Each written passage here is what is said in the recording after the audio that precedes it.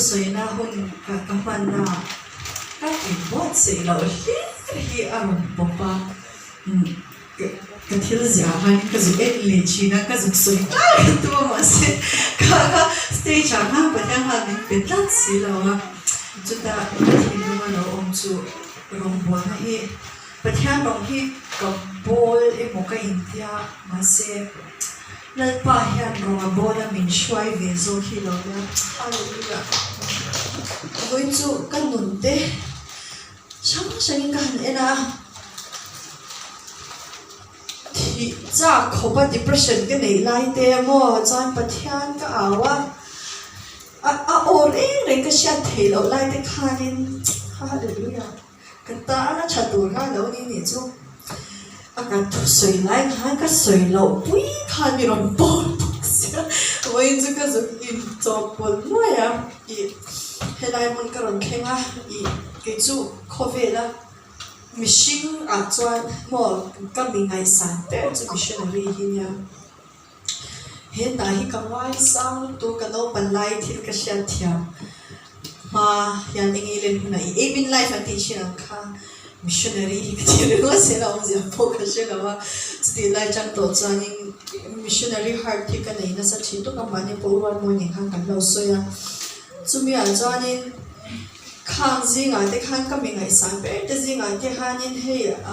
MFC adan pathian in min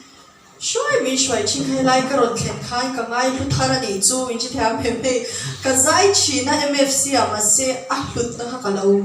pop chin lawa mo ma se zan I chu ka ngai lu thar le tu ka rong bol cha pe chin te bula lalpan min shoi a te he tun van ro khol tur ka le nun min lo chia som sak ve na sa zia ka sha thia din ka ngai lu thar le tu ka mo zan in chu chu ba in zinga ka lo te thei pathian mi te zinga ka lo te thei ni ka lo mani ti kha dok un troy ka lo se ni